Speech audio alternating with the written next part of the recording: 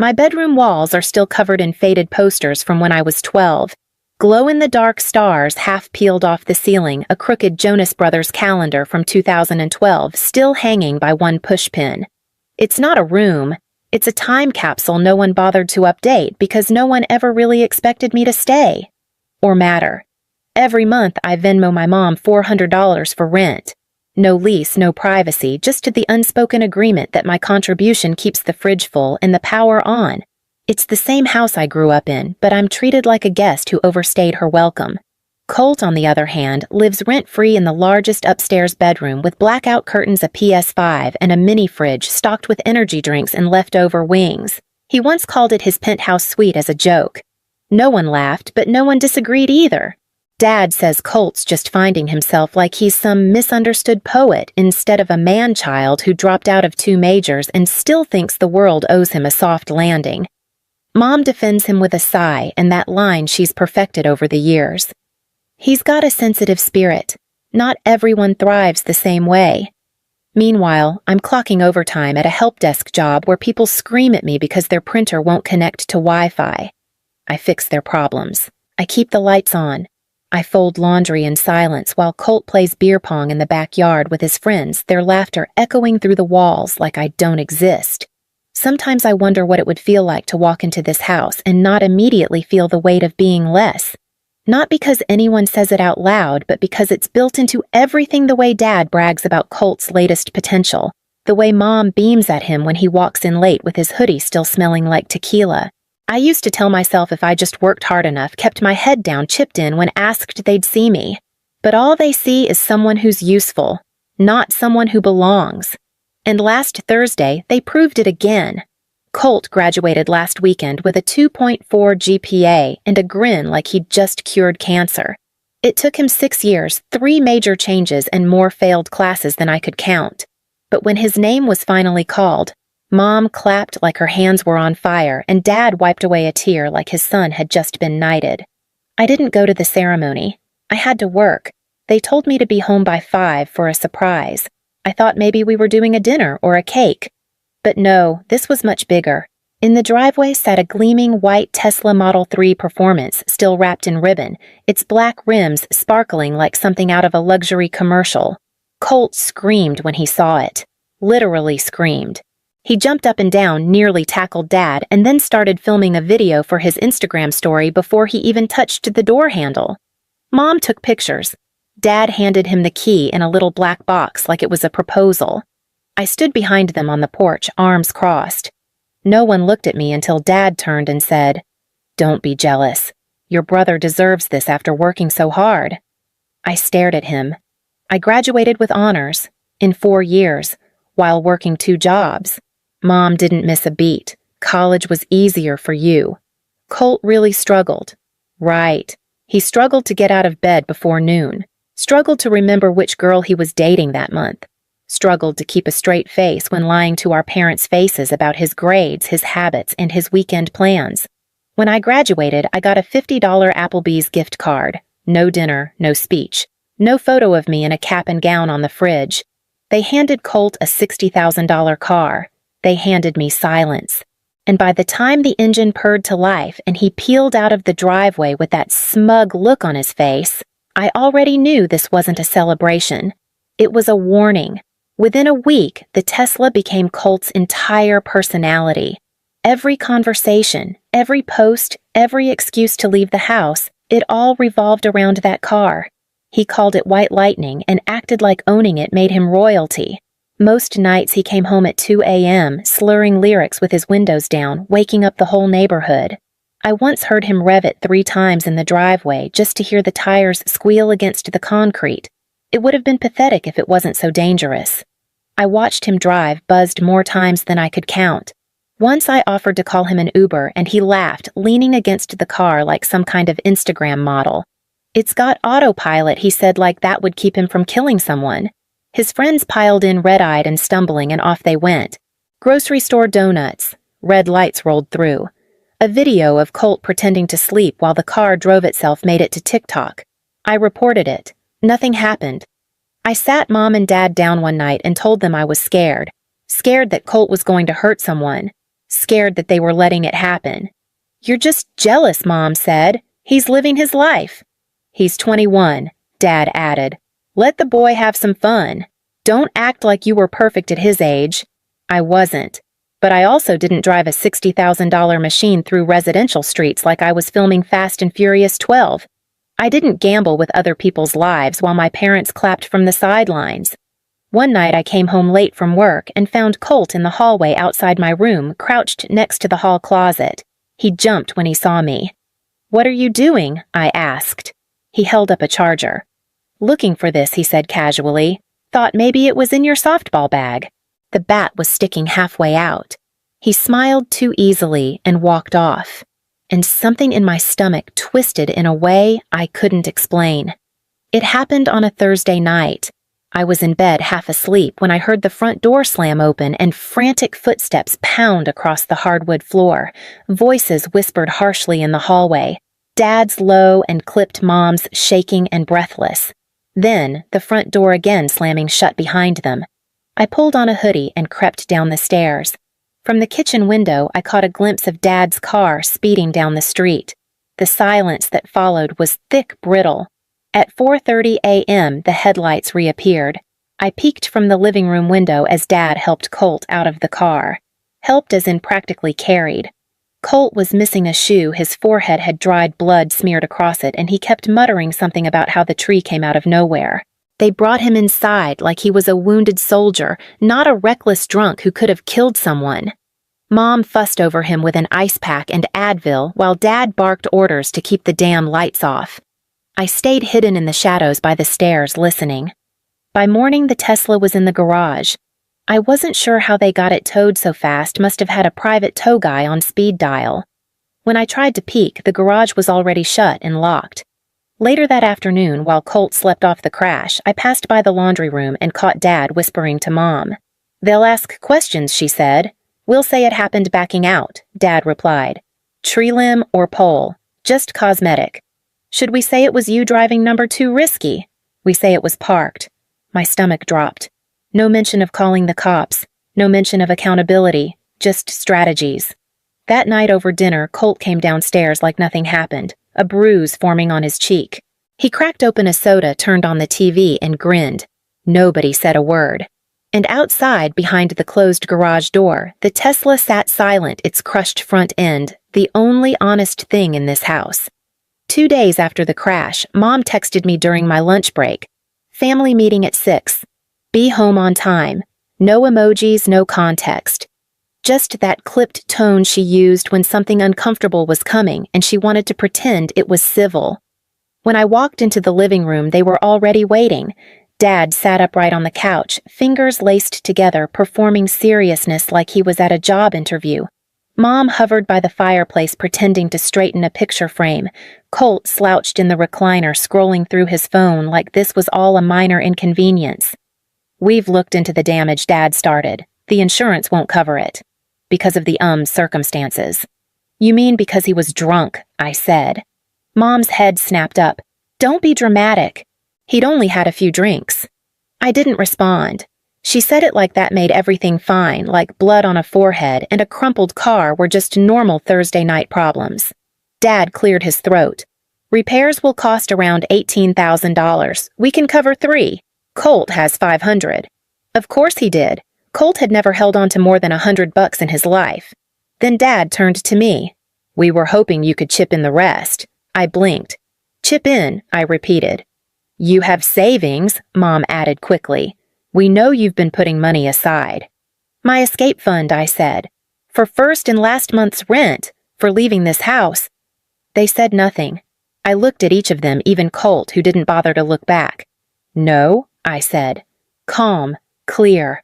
Like it was the most rational thing in the world. Dad opened his mouth, but I stood up before he could launch into whatever guilt-laced speech was coming. "I'm not paying for your cover-up," I said. He wrecked it. He can deal with it. I turned toward the hallway, and I didn't need to look back to know they were already rewriting the story in their heads. And the next morning, I found out just how far they were willing to go. It started with a bang. Literally. I jolted awake at 7 a.m. to the sound of metal being slammed, something sharp and violent echoing from the garage.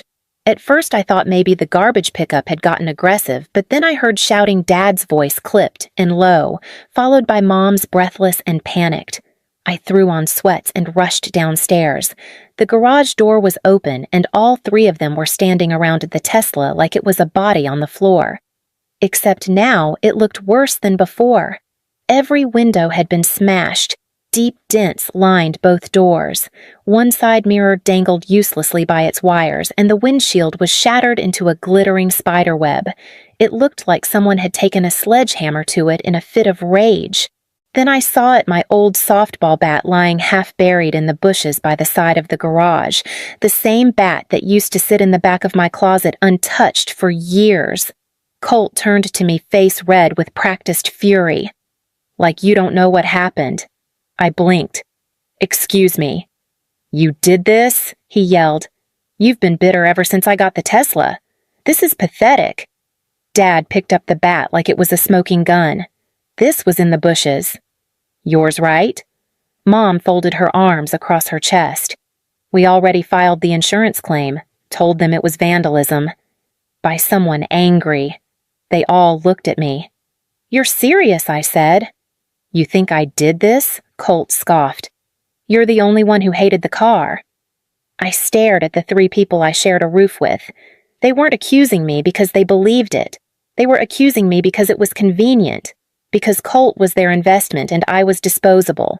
And that was the moment I realized this wasn't just about a car anymore.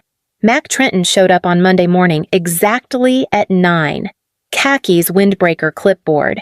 He looked like the kind of guy who didn't have time for nonsense and had heard every lie in the book twice already. Dad tried to intercept him at the door with a firm handshake and his concerned homeowner face. We've just been so shaken, he said, voice low and steady. Our daughter's been under a lot of stress. She's always been emotional. Mac didn't even look up. Where's the vehicle? They led him to the garage. Colt tagged along, walking slow and solemn like he was on his way to a funeral. The bruise on his cheek had faded into a soft purple smear, but he still touched it now and then like it hurt. Performance mode, full tilt. Mac inspected the Tesla in silence, camera clicking with every angle. He spent a long time looking at the front end, crouching beside the bumper, then opening the door to check inside. He ran a finger through the airbag dust, still coating the dashboard. You said this happened Saturday morning, he asked. Mom nodded. We found it like this around 7. I cleared my throat. I'd like to give my side, I said. Mac turned to me, eyebrows slightly raised. Go ahead. The car was already wrecked before the vandalism. Colt crashed it Thursday night. Into a tree. My dad picked him up. They hid it in the garage before anyone saw. Dad scoffed. She's making that up. Check the airbags, I said. They were already deployed before the windows were smashed. That powder? It's been there for days. Mac paused. His eyes shifted back to the car. Then to me. Then to the bat in the evidence bag on the workbench. Interesting, he muttered. Colt rolled his eyes. She's just pissed I got the Tesla. I kept my voice even. I didn't touch that car. But I warned you someone would. Mac nodded slowly, making a note. And for the first time, I saw something I hadn't seen in days. Someone in the room who didn't automatically believe Colt. Mac texted me 2 days later from an unknown number. This is Mac Trenton. Can we meet? Something came up. 4 p.m. Greenfield Cafe. I showed up 10 minutes early. He was already there, seated in the back corner with a tablet and a folder full of printouts. He didn't waste time with small talk. I canvassed the neighborhood, he said, flipping the tablet toward me. Turns out the new folks 2 doors down installed a wide-angle camera last month. Covers more than just their driveway. He hit play. There, in the soft glow of 2:13 a.m. Saturday morning, was Colt. Clear as day. Walking down our driveway with my softball bat in hand. Opening the trunk of my car, digging through my gear bag, then heading straight to the garage. The next 10 minutes played out like a scene from a cheap revenge movie. Colt bat in hand, taking his time window by window, dent by dent, unraveling the Tesla with methodical swings and smug precision. When the video ended, Mac didn't say anything. He didn't need to. I let out a breath I didn't realize I'd been holding. "He's not just careless," I said. "He planned this. He framed you." Mac agreed, badly. A moment later, a woman in a Navy uniform entered the cafe and made her way to our table. "Officer Rivera." She introduced herself with a calm, steady voice and sat down across from me. "We've reviewed the footage," she said. "The DA's office will handle the insurance fraud angle. But there's another piece we need your input on." She leaned forward. "You can press charges for attempted false reporting evidence tampering criminal mischief. That decision is yours." I looked at her, then at Mac, then back at the paused image on the screen, my brother in my hoodie holding my bat and destroying the car I'd been blamed for. And for the first time in a long time, I realized I had the power to say no, not as a plea, as a choice. I nodded once. "Yes, I want to press charges." She wrote it down. No hesitation, no apology, just truth. And by the time I stepped outside, the wind felt different. When I got home, the air inside felt heavier than it ever had. Mom was pacing with her phone pressed to her chest like a shield. Dad sat at the kitchen table, red-faced and silent. "You need to call the officer back," Mom said, trembling. "Tell her it was a misunderstanding, that you won't press charges." "She said Colt could face jail time," Dad added. "We're a family. This isn't how we handle things." "No," I said, calm. "It's how I'm handling it." Mom broke down her tears, loud and deliberate. "We've done everything for you, and this is how you repay us." I didn't answer. I walked upstairs and started packing. A duffel bag, my laptop, ID, bank cards, birth certificate, just enough to start over. I'd been saving for months, just in case I ever got brave enough to walk out. I guess it wasn't bravery. Just finally being done. When I came back down, Dad stepped in front of the door. "If you leave now, don't come back." I looked him in the eye. "That's the idea." He stepped aside. I walked out, not looking back, just as my phone buzzed. It was Officer Rivera. "We're ready for your full statement tomorrow morning." The court case moved faster than anyone expected. Colt pled guilty to everything: false reporting, insurance fraud, criminal mischief. The evidence was too clear, too stupidly brazen to fight. He got 6 months in county jail, 3 years probation, a suspended license, and a fine big enough to wipe out his weed fund for a decade. My parents weren't charged, but the fraud investigation led to penalties. Their insurance was canceled. Legal fees piled up. They had to sell the house to cover the debt. The house I once paid rent in, the one that had never really been mine. I signed a lease on a 1-bedroom apartment across town. Nothing fancy, but it was mine. I bought my own dishes, set up my Wi-Fi, hung a corkboard by the front door with a sticky note that read, "No one else gets to write this story." Work promoted me. I started night classes in cybersecurity, something I'd put off for years, waiting for the right time, the right space. Now I had both.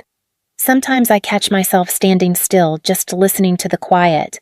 No slamming doors, no guilt, just peace.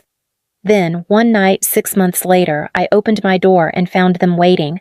They showed up just before sunset, both of them standing outside my apartment door like they'd rehearsed the scene 100 times.